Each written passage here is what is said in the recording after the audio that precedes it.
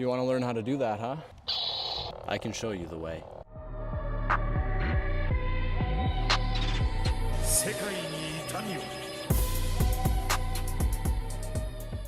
What is up, everybody? Welcome back to the channel. I think there's actually a few more of you here. I think we're almost at 5,000. Welcome to the channel. Thank you, first of all, for subscribing. And yeah, let's get into it. In order to flow like that, you're gonna have to learn a lot of basic moves, a lot of intermediate moves, and a few advanced moves, I guess. And the secret and the trick to flowing like that is mixing all these different levels of moves, connecting them in order to keep flowing, keep striking, keep attacking, while also spinning the saber in a way, just like that. So today we're moving on to the next basics. Last video started at ground zero. I taught you how to do a twirl. Go check out that last video if you haven't seen it. So in this video, we're gonna be going over the figure eights, the forward figure eight and the backward figure eight. And actually I'll teach you how to connect them as I just did, how to flow them together. Another thing we're gonna go over in this video, learning how to do it with both hands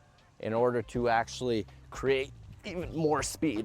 Even if you already know how to do it, I do want to break it down at an even deeper level so you can learn all the different variations of it and also how you can apply it in different ways. I would recommend learning a lot of these moves with a short stick. It makes it a lot easier, and then you can apply it to the saber, to the longer staffs. It's just a lot lighter. It's a lot easier to maneuver. It's a wood dowel with some hockey tape on it.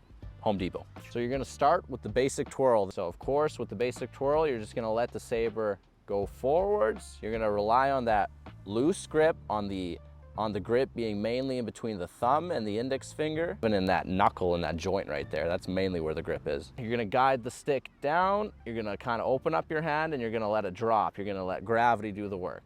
And then you're gonna bring it back up. Now, when you bring it in front of your body, you don't want to have such a loose grip. In the front half, see, you're still gripping it quite tight. You can actually like let it go if you want even more maneuverability, but it kind of gets dicey here because this is the side that's coming up in front of your face. So you don't want it to go too close to your body. You kind of want to have a firm grip so you keep it in front of your body. So very slowly, the stick goes down, loose grip opens up, you let gravity do the work.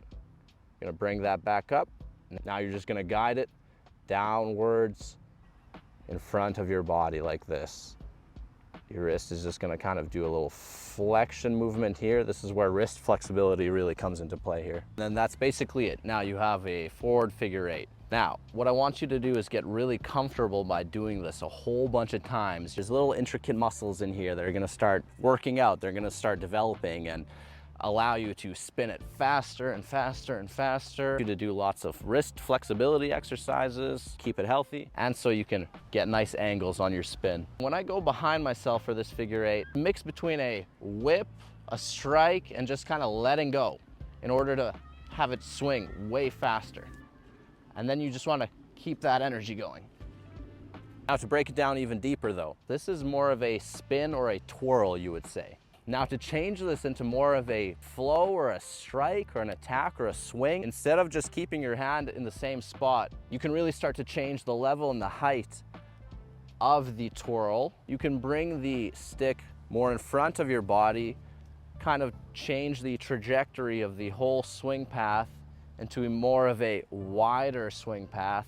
All right, we got the forwards down. Let's get the backwards or the reverse figure eight down. Should be very easy because it's literally the reverse, just the other way of everything we just did. For the reverse figure eight, you're gonna start off in the neutral position. Instead of dropping it forwards, you're gonna let it go backwards. Again, you're gonna let that grip go.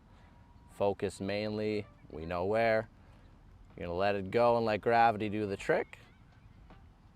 And then you're gonna retighten your grip for the forward pass. Whoops.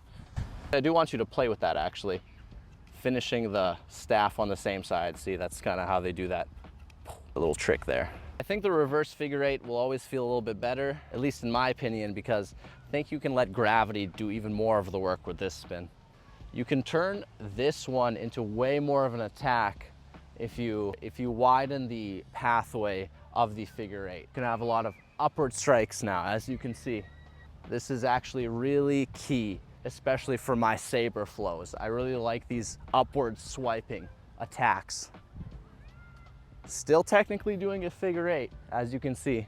If you are gonna actually turn these more into strikes and not gonna just keep it in the same spot, you do wanna keep the grip actually pretty tight throughout the whole figure eight. If you're using both hands, you're gonna place the other hand beneath. It's really just about tightening the grip on the proper side. So if I'm doing the reverse figure eight, if I'm going to this side, dropping it down, the left hand is gonna be gripping and the right hand is gonna be open more. Right hand is gonna have the looser grip. Now when we switch to the left side of my body, when I'm transferring the figure eight onto the left side of my body, now the left hand is gonna open up, become more loose, and the right hand is gonna keep holding and it's gonna do a lot of the work.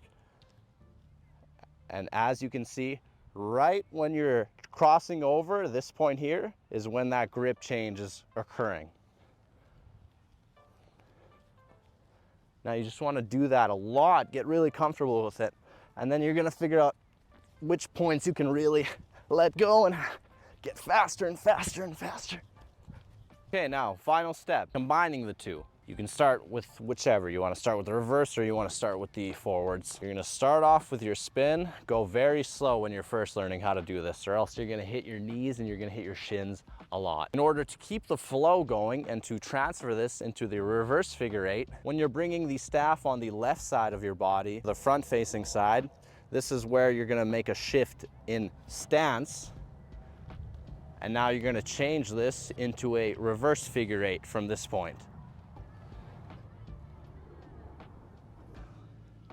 Front side, now this is the point right here when the saber becomes, or when the bow staff becomes horizontal. You're going to switch your body weight. You're going to switch your stance. I don't know if I went over stance, but your front leg is supposed to be forward, your back leg is supposed to be straight. This point here is when now you're going to change it into the reverse figure eight.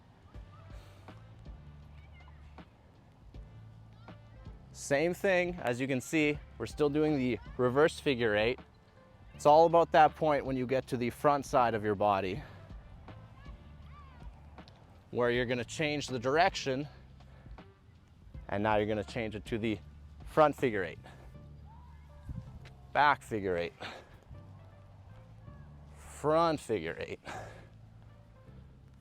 back figure eight, reverse figure eight, whatever you want to call it. If you want to look like a real swordsman, Jedi, whatever you want to call it, you want to start the figure eight back over here like you're holding a sword, the proper place where you're holding the sword, staff, whatever. And then you can start the figure eight with a strike, basically. Boom. I think we went over it pretty well though. I'm hoping this video helps. I hope this video makes your figure eight maybe a little better, a little smoother, or maybe it really helped you figure out how to finally connect the two. In the next video, we'll go over the skip catch and actually how to do it fully behind your back as well. Because once you learn that, now you're gonna have a full flow, I guess you could say, between the reverse, the forward, figure eight, and the skip catch.